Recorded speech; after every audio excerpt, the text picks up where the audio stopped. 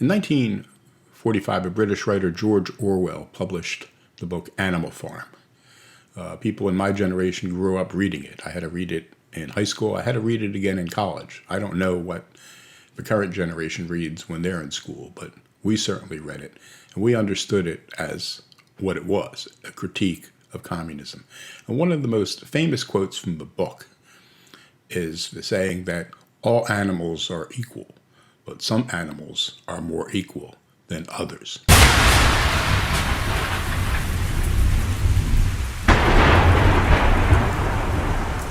What I want to talk about in this video is what's become something approaching that old adage that all animals are created equal, but some animals are created more equal.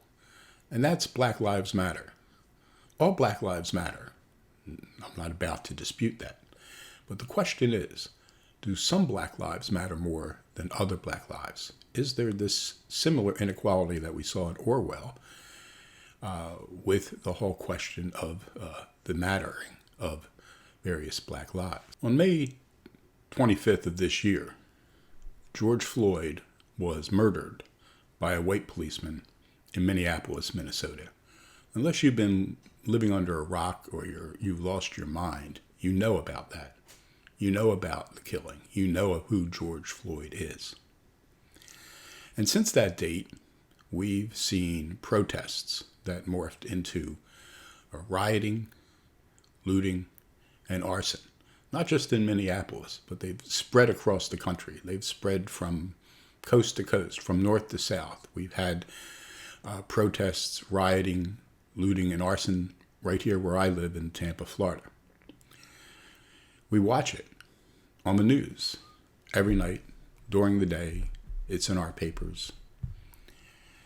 And we see the impact of how much George Floyd's life mattered.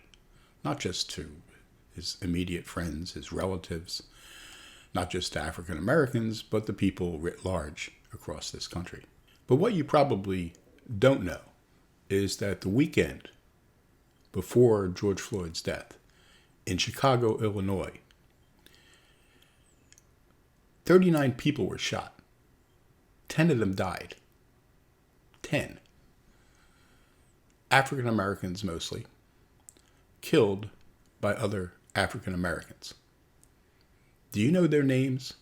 Without going to Google and searching for that weekend, have you seen reports about the names of the people who were killed? The 10 people who were killed in Chicago? The 10 African Americans killed in Chicago? I doubt it. And, the question is why? Certainly, the victims' immediate families know about their death. Their friends know about their death. The people who went to school with them or the people who went to church with them know about their death. But outside of those local circles in Chicago, do we know about those deaths? Do you remember seeing that story? Do you remember seeing the story of any of the weekends since then that have followed when many more people have been shot, killed in Chicago? The answer, of course, is no. You don't know who those people are. You don't know their names. We haven't seen protests memorializing their death. We haven't seen rioting. We haven't seen looting. We haven't seen arson. Those people just died. And outside of their immediate circles, nobody knows about it. Nobody knows their names.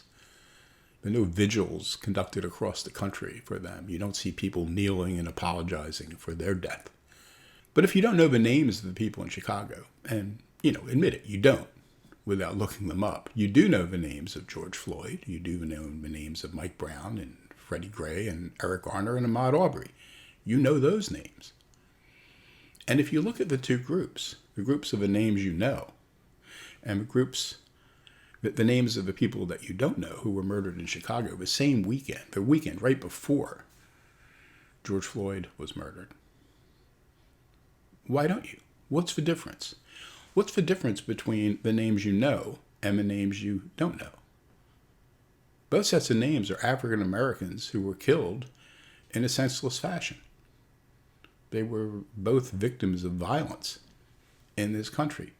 Now, you can argue that black on black crime in Chicago and other cities is also a product of institutional racism, white privilege, or whatever else you want to argue. But if that's true, why aren't those other names known? What's the difference between the two lists of names? What's the factor comparing these two lists that makes one group of people, the lives of one group of people matter, and the lives of another group of people to matter less? That's the question I'm asking in this video. Now, I don't think you need to be the proverbial rocket scientist to understand the difference between these two groups. The one group were a group of men killed by white people, in most of these cases, except for Ahmaud Arbery, white cops. The other group of people were killed by blacks. Killed by whites. Everybody knows their names. Killed by blacks. Forgotten. And that's what I'm arguing in this video. That black lives matter, to be sure, but some black lives matter more than others. What really makes a black life matter the most isn't what the person's done, what they've achieved, things they've overcome in their lives. What really makes a black life matter in this country, unfortunately, appears to be dying at the hands of a white man, especially a white cop. Nothing makes your life matter more than that. If George Floyd, that 25th of May, had been walking down the streets of Minneapolis, minding his own business, maybe reading a paper as he's walking along the street, or maybe reading Animal Farm, who knows. And along came a car, a jacked up Chevy Impala with the blackened windows, and the window in the back seat on the right side went down, and somebody popped up with an illegal, Uzi-style automatic weapon and just shot a stream of lead into George Floyd, and he fell onto the sidewalk, and he died there bleeding. Would we know his name? Would there be memorials to his life? Would we see his picture all over the press? Would there have been demonstrations in Minneapolis and in other cities across the country? Would there have been riots? Would there have been looting? Would there have been arson? The answer is obviously no. What made George Floyd's life matter wasn't what he had achieved or failed to achieve. Wasn't what he had done or not done. It wasn't what he had accomplished or not accomplished. What made George Floyd's life matter so much was the agency of a white man who murdered him using a knee, not a gun. There's no other way to look at it. And I would argue that that's a form of racism.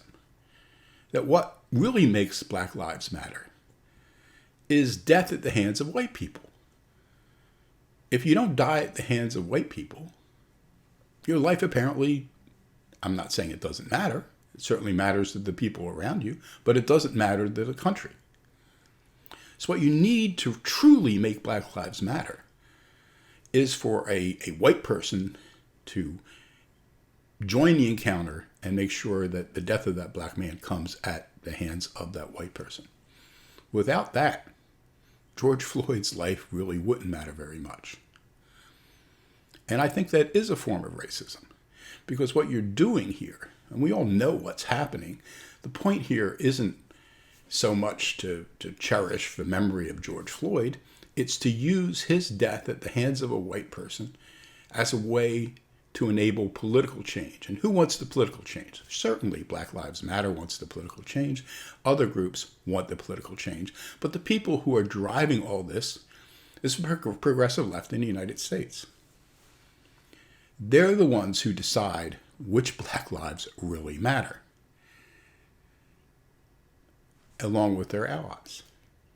And they're the ones who decided that George Floyd's life mattered, and those people who were murdered in Chicago the Friday, Saturday, and Sunday before his death don't matter. So the only conclusion I can reach is that black lives do matter, but that just as Orwell taught us when you're dealing with the left, some black lives matter more than others. Now, if you like this video and you think you got something out of it, please comment, give me a subscription, hit the little notification bell so you know when I post another video. And if you have other things you'd like to see me talk about, again, do so in a comment. In the interim, I'm out of here.